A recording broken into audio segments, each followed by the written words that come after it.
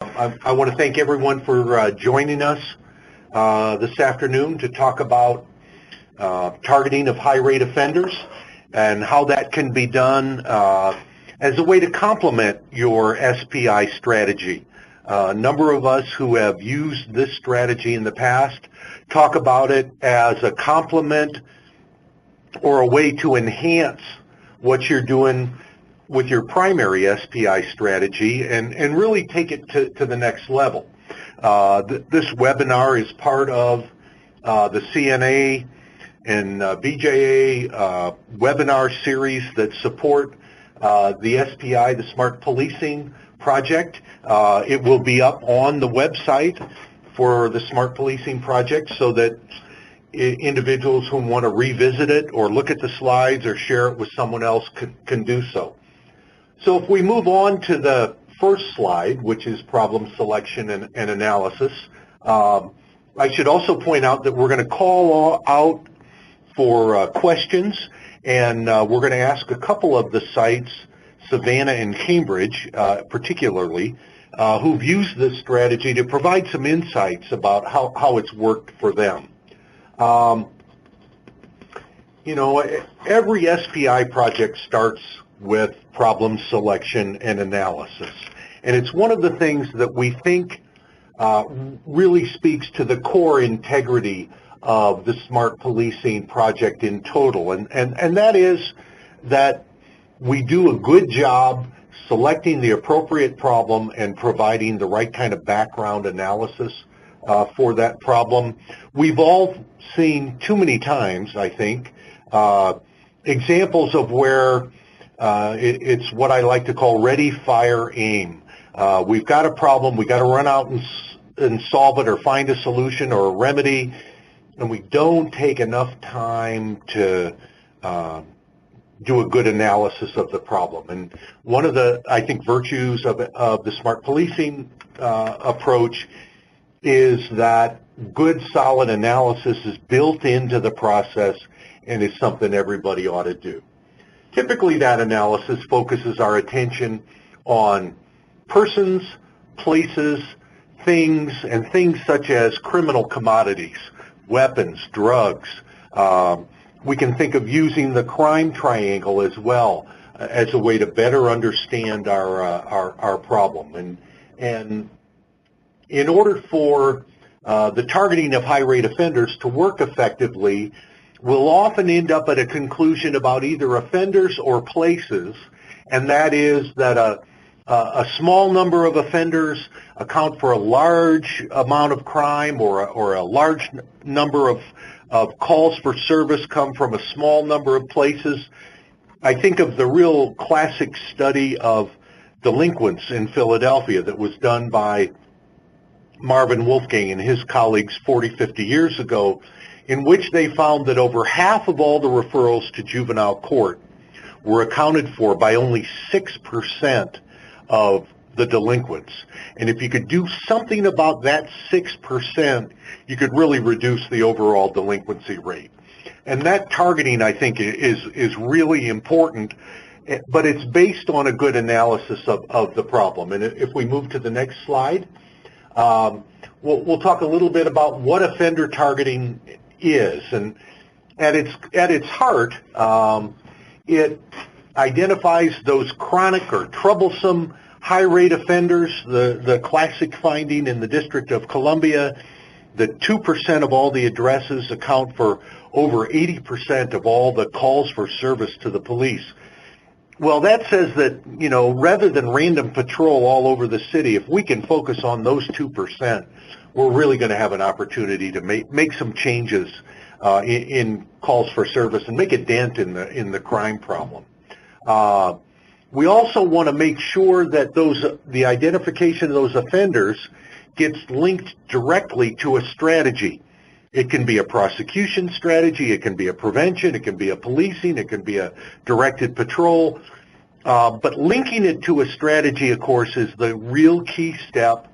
And it also involves putting our resources where they'll do the most good. You know, the targeting of resources in an efficient way is something that we're all under a mandate to do now with cuts to budgets and with cities and criminal justice agencies facing multiple challenges at the same time. But offender targeting can also help us by integrating community members. Community members can play an important role in helping to enhance the effectiveness of identifying who's the strategy is going to target by building support for our interventions. And it's also the case that involving community members plays a role in the sustainability of our projects. And at the end, what offender targeting can do for us is be a tool, just another tool in the toolkit that can help us leverage other resources rather, as we achieve results and move on to our achieving our goals. We go on to the next slide. Well, why should we do offender targeting? For those of us who've done it before, it's not easy. It doesn't just kind of roll out by itself. It takes some work, it takes some focus, it takes some effort. But if done well, it can allow for the efficient use of resources, which is a core principle of the Smart Policing initiative. Targeting supports our overall strategy by addressing the small group of high-rate offenders. It can be a force multiplier by engaging additional agencies and partners, and it can also provide us with enhanced officer safety by making sure that officers, police, probation, parole are aware of high-rate individuals who may pose a threat to their own security or well-being.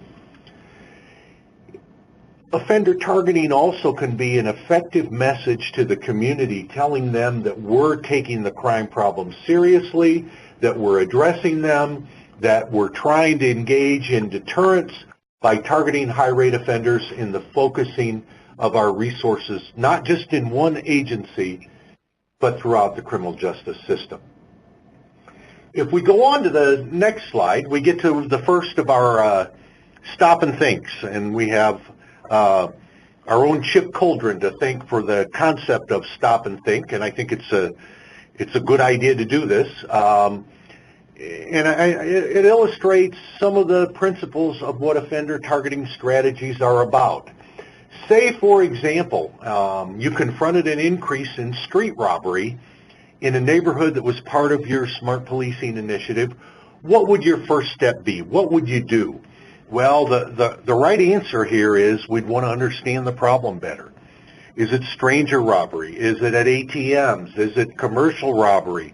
Is it robberies that occur at night? Do they occur at a particular location? Can we change the environment in a way that will have an impact on those new robberies that we've observed? So our first inclination ought to be to take a step back and get more data and better understand what our problem is. Then to ask of those data, who are the partners that we might engage to get the information, to be more successful?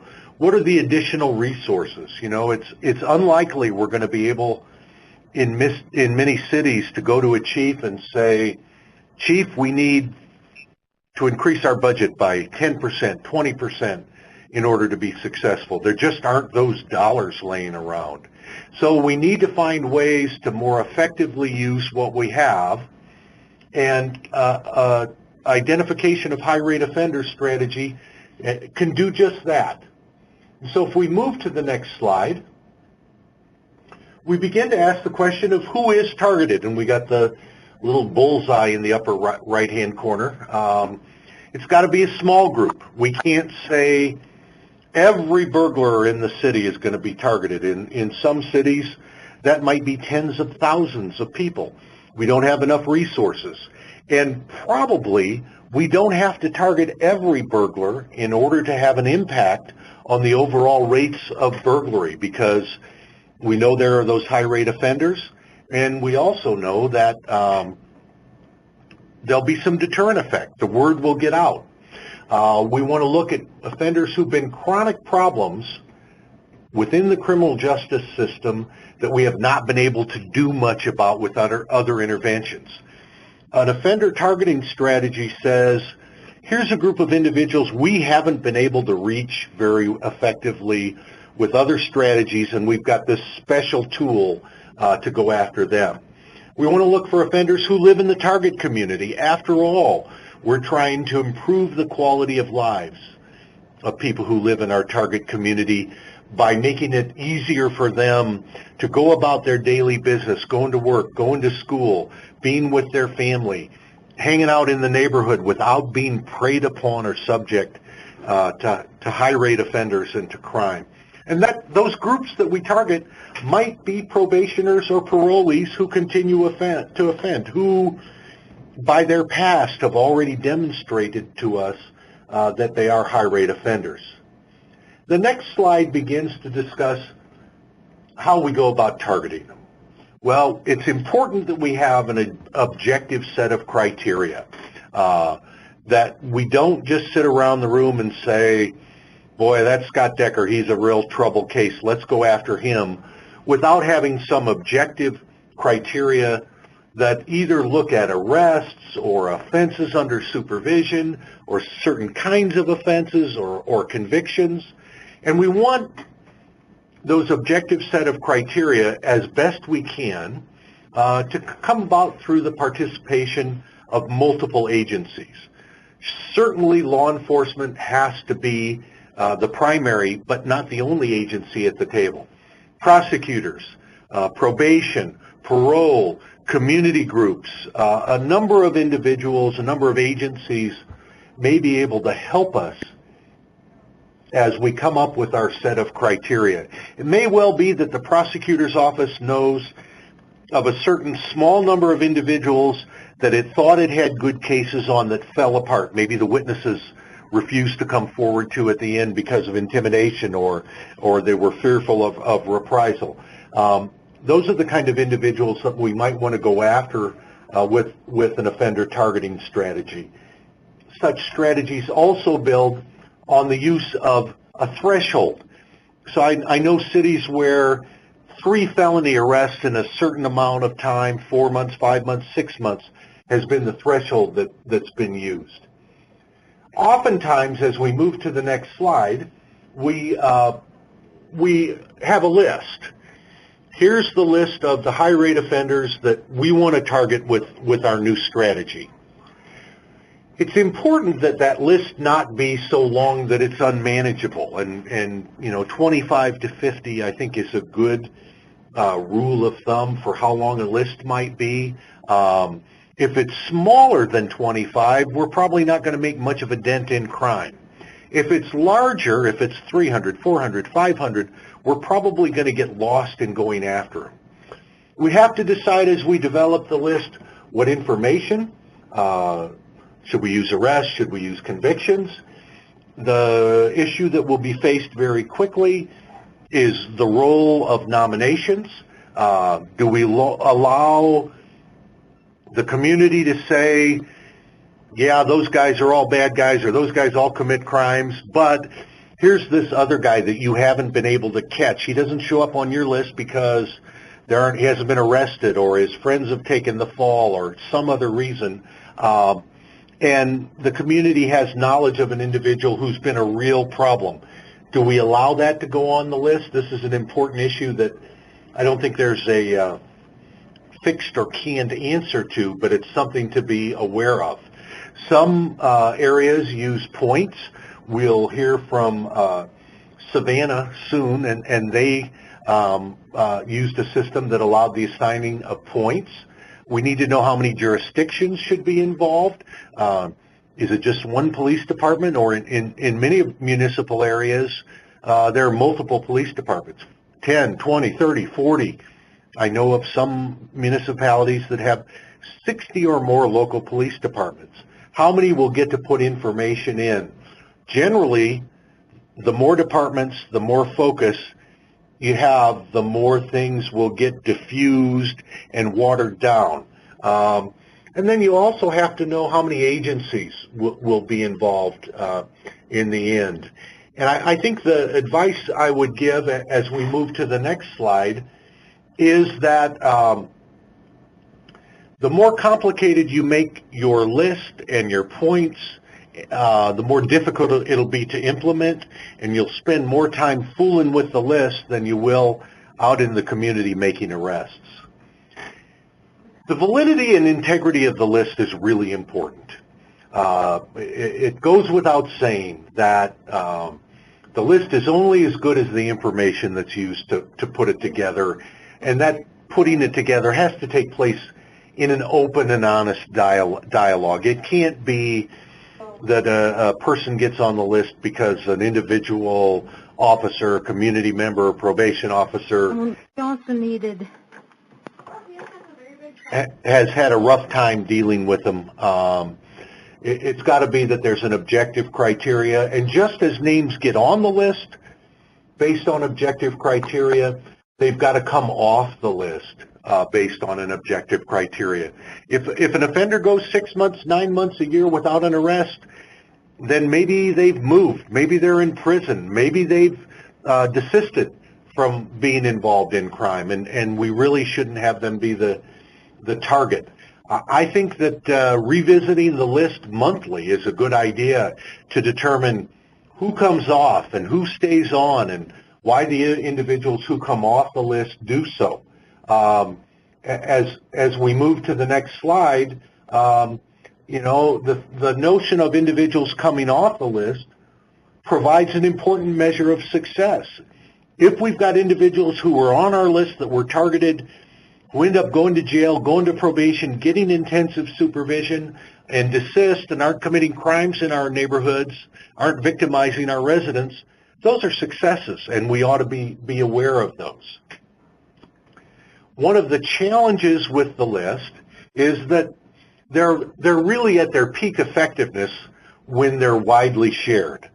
Now, that doesn't mean widely shared with the newspaper or the local radio and TV or every community group or every civic group, but widely shared particularly within law enforcement. Having them available and accessible electronically from CAD systems can be a good idea. Both patrol and specialized units, CID, narcotics, gangs can use such a list effectively. I've seen a number of jurisdictions, a couple dozen, that have used offender targeting, and they've embedded the list within their records management system. So if a name is run that happens to be on the offender targeting list, when an officer runs that pedigree through the records management system, it'll pop up that they're on a list. And that's a valuable and important officer safety feature. Web-based applications are really useful in this context, and it might be the case that social media like Twitter can be used to communicate recent arrests of individuals on the list or to report tips about individuals on the list who are suspected to be active, known, or seen in a particular location. One of the remarkable things I think about the post-investigation of the Boston Marathon bombings was the role the community played and social media in providing additional information to law enforcement. And I believe that offender targeting lists are the sorts of things that can be used effectively with a well-run social media campaign. So we come to the next stop and think. And I think this would be an appropriate point about halfway through the talk this morning. We're going to call on two sites today to review a couple of questions for us. And why don't we start with Savannah? Who's here from Savannah with us this afternoon? Dalia, if you're on the line, I believe that you need to type #6 in order to unmute your phone line. You could try doing that if you're here.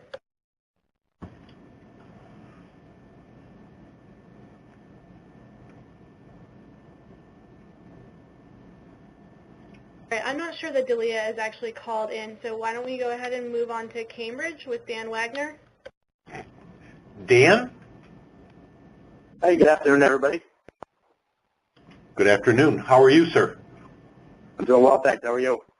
Great. Tell us a little bit about your experience in Cambridge with offender targeting.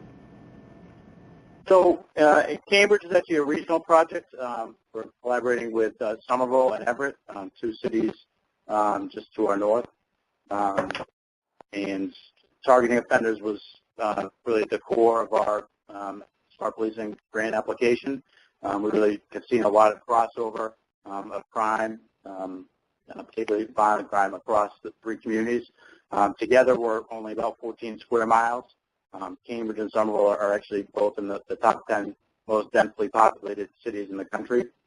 So we have a large number of people in a relatively small area. So in identifying our high risk or serious offenders, we first looked at some of the existing research and work that's been done. You've already covered some of that. We looked at Indianapolis and the Viper program, Phoenix as a repeat offender program, Boston Police, obviously the ceasefire program from the 90s and the more recent PACT program.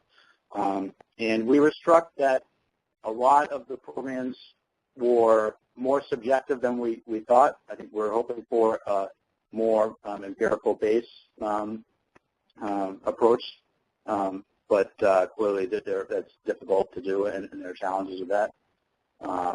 So we wanted to take that on. One of our, I guess, sort of theories was that where this has been done, typically in large urban cities that have a significant violent crime problem, gangs, guns, drugs, in small neighborhoods, it's relatively easy to identify those significant players. Their crimes are occurring within one jurisdiction, typically in a fairly small neighborhood somewhere. We're looking at crime across three cities.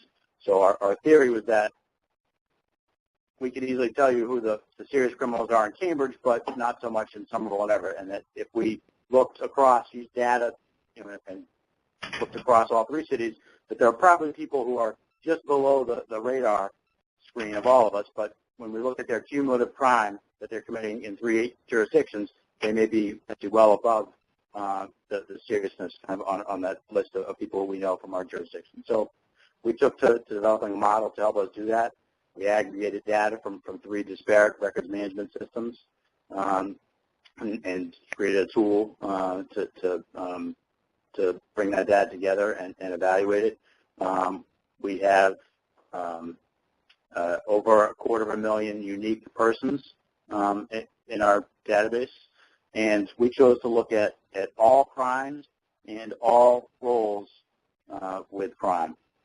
So we're not focused just on offenders or suspects, and we developed a weighted model where the type of crime somebody's involved in and then their role in that specific crime are weighted, and then the recency of the crime is factored in as well, so that their score decays over time.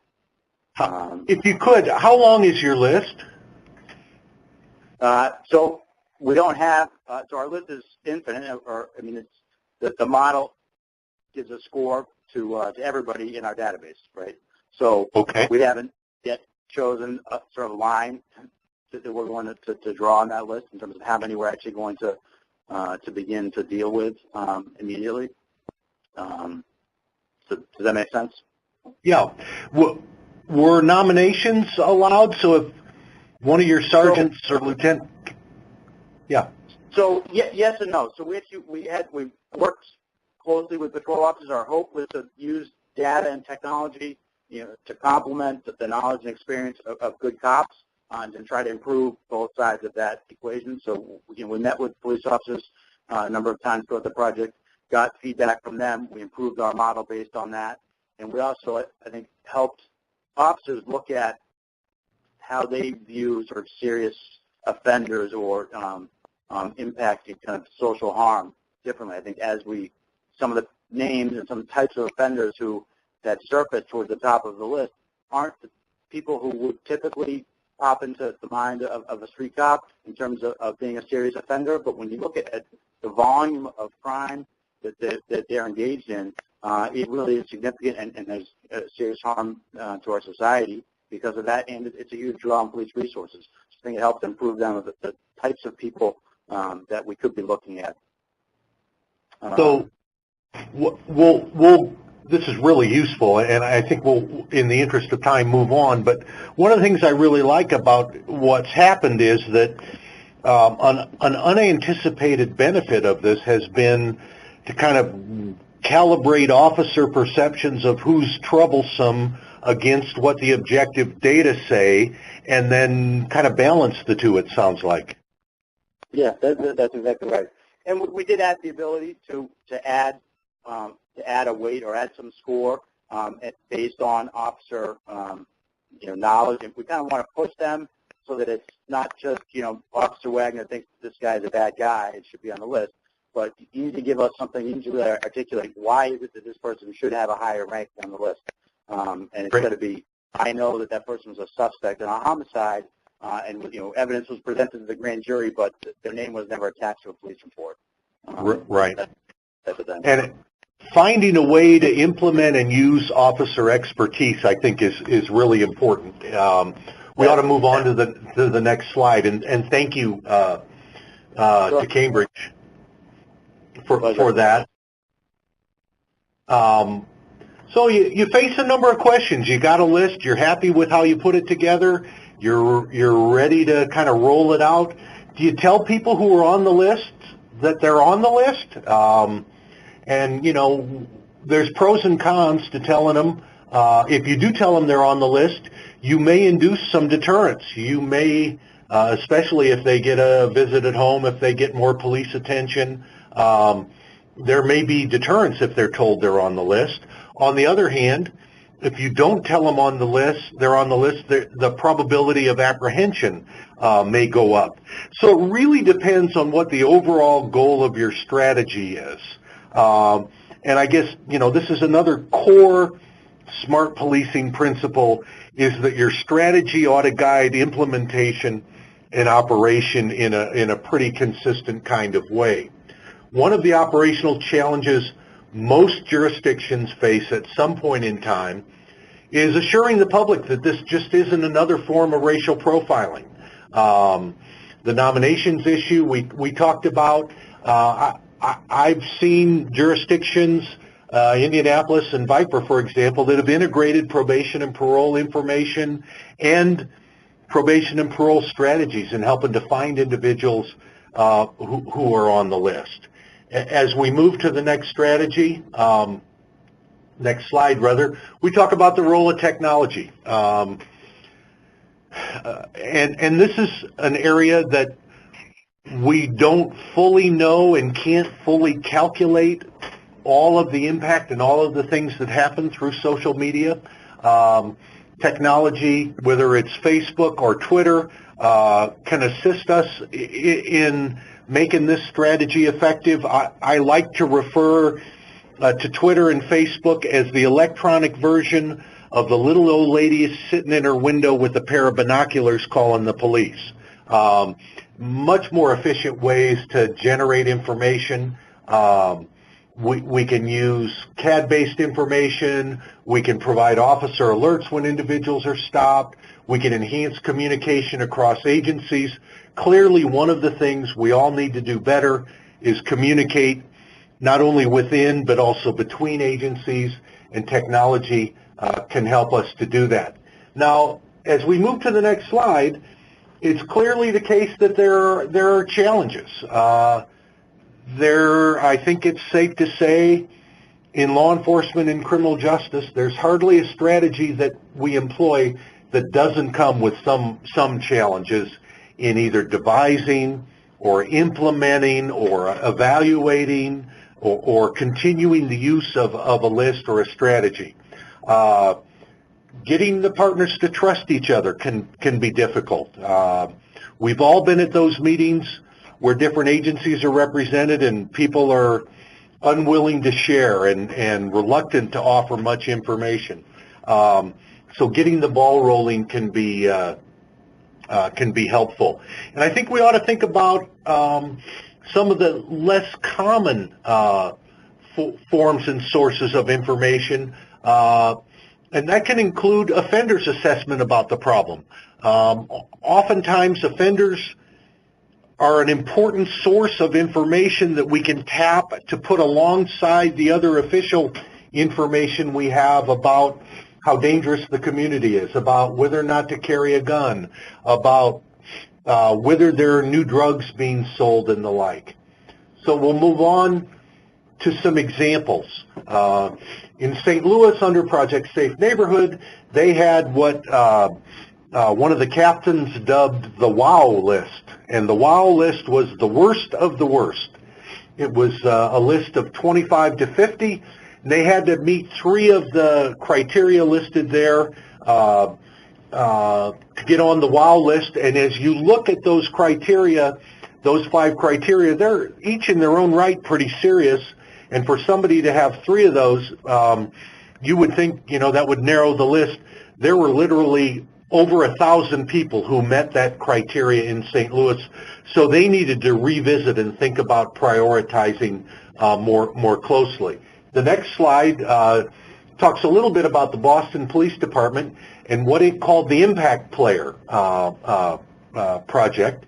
And Impact Players paid particular attention to the number of prior arrests as a way to get on the list, with some role for nomination. But in Boston, whereas in St. Louis they had 25 to 50, Boston had 800 individuals on their list.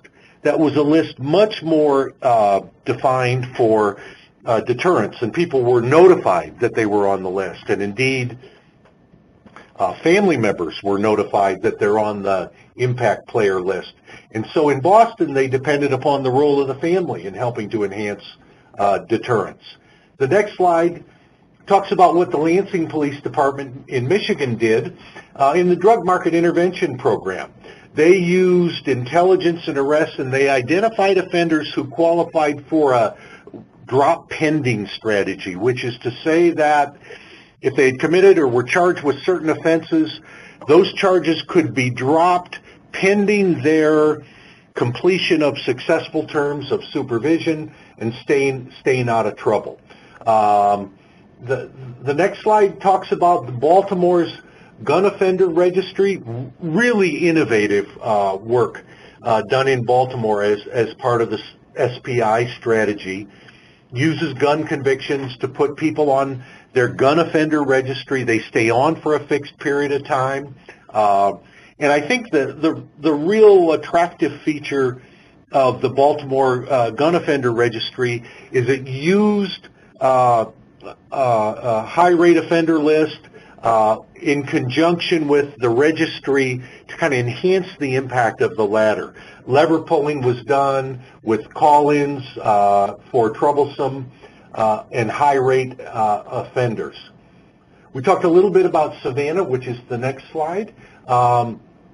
They identified the top 100, and in a really unique, I think, it would be worth, if you're thinking about doing an offender targeting strategy, contacting Savannah Chatham and finding out how they implemented their ranking strategy, which was based on the federal sentencing guidelines.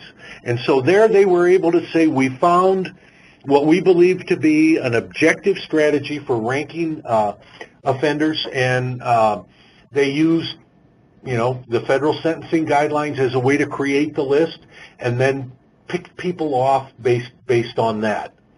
Now, the next slide, we move off of specific examples and talk about ways to make your strategy likely to be effective.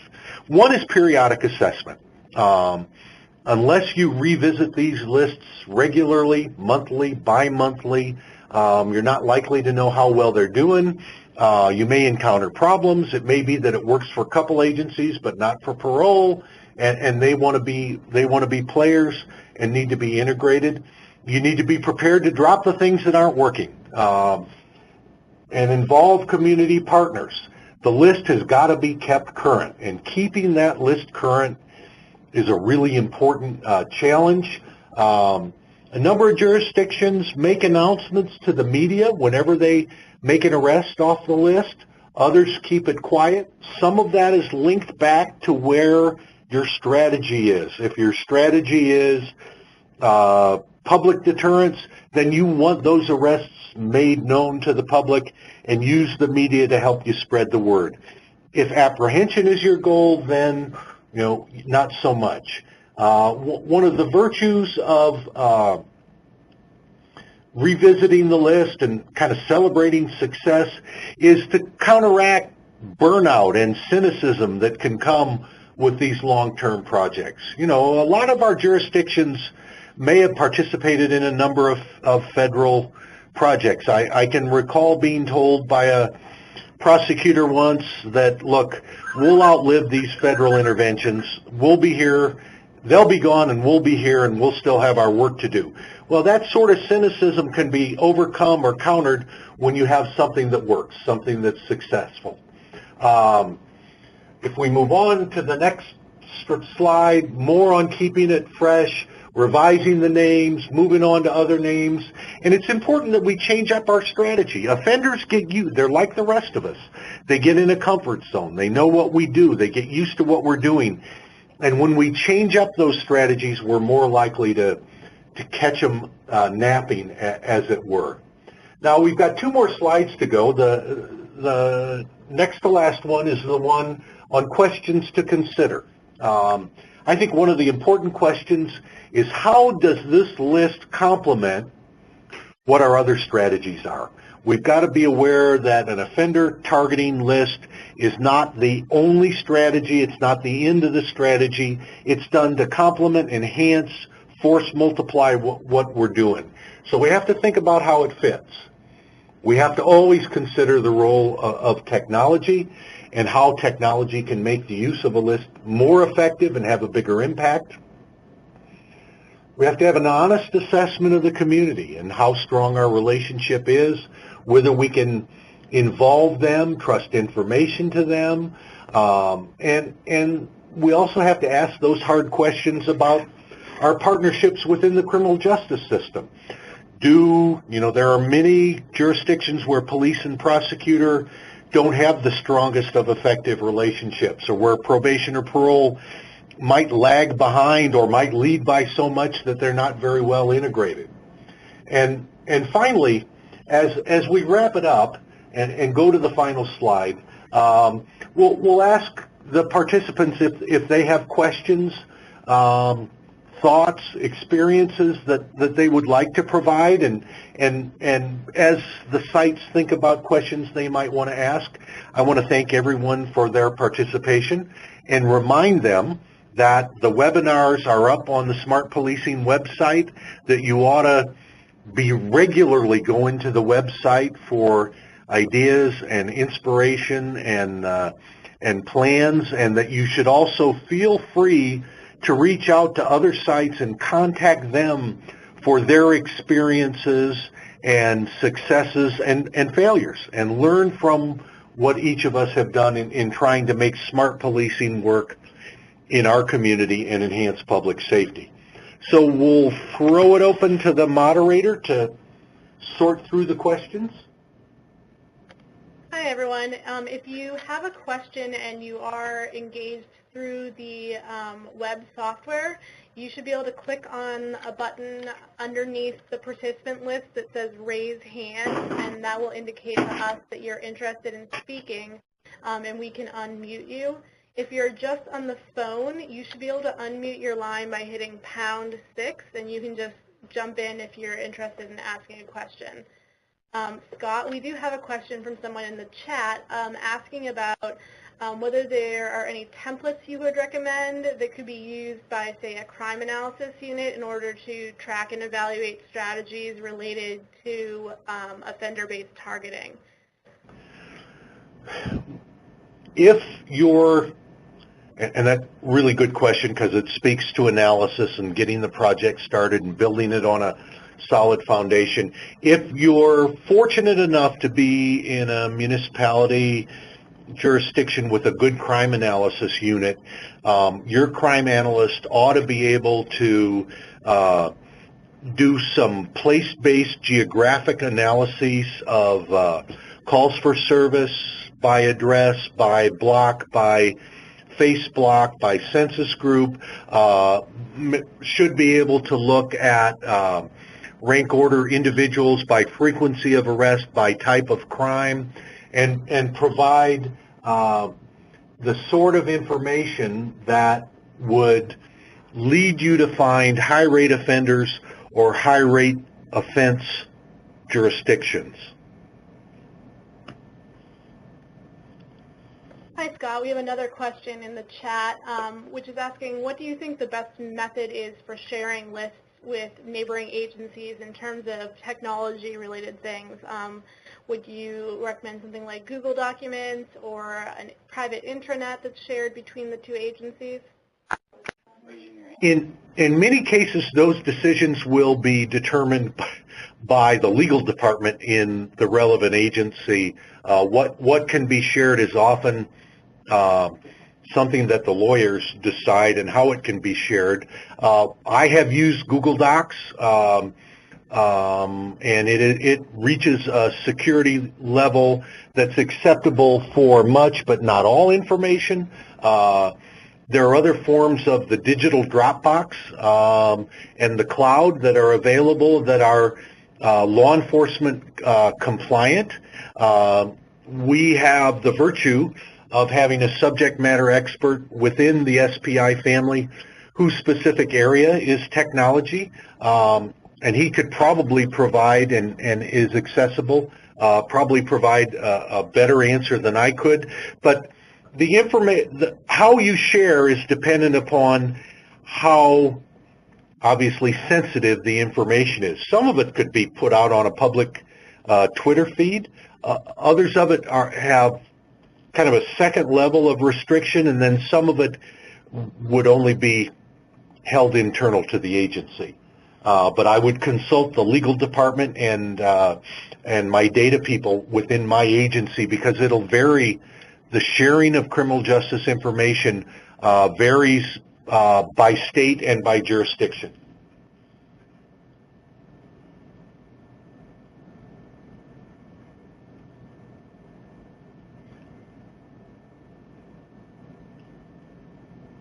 Okay. All right, then just a couple logistical items. The webinar will be posted probably within a few weeks on the webinar page, a recording that is. The slides will be made available pretty shortly, and we will send an email once those have been posted. And we also ask that everyone who attended the webinar please complete an evaluation of our webinar. The link is going to be posted in just a moment in the chat box. And then finally, I know that Hildy would like to wrap up with a quick bit of background on Scott Decker. So Hildy, I'm going to unmute all the lines, and if you could go ahead and make your closing remarks. Thank you, Zoe. Can you hear me? Yes, I can. Great. I'm sorry, everybody. I was supposed to do this as the introduction, but I couldn't get my voice heard. So I apologize to you, Scott. But I wanted to thank everybody for joining us today on this webinar. This is the third time we've held this webinar on targeting high-rate offenders, and it's very popular, and so by public demand, we brought it back, and Scott did a great job. I'm Hildy Sizo, and I'm part of the management team with CNA Corporation that provides technical assistance and training for the Smart Policing Initiative. And as has been said, this webinar is one in a whole series of webinars that we've sponsored over the last couple of years. The Bureau of Justice Assistance, as well as CNA, provides support for these webinars, and we appreciate BJA's support. We have a number of other webinars which you can access and listen to at your leisure. So please go on to our website and at any time listen to those other webinars that might be of use to you. Some of these other webinars include outreach and collaboration, measuring SPI performance, research that matters, the Smart Policing Officer, and much, much more. I also wanted to say that our technical support today was provided by Zoe Thorkildsen. So thank you very much, Zoe, for being there for us. And this webinar was recorded, just so you know, so it will be available to be heard again by you or others in the next couple of days through our website. And if you have any additional questions about this important subject, you can communicate directly with Scott Decker or perhaps with Dan Wagner, who provided a good example for us in the Cambridge Smart Policing site. And you could find their information again on our website. After this webinar, in the next couple of days, we will be sending you, or just in a few minutes, I believe, we'll be sending you an evaluation form, which is very important for us to receive your input and thoughts about this webinar. So if you could fill it out and send it back to us, we would really appreciate it. And let me say again, Scott Decker, we very much appreciated you doing this again. Scott is a professor at Arizona State University.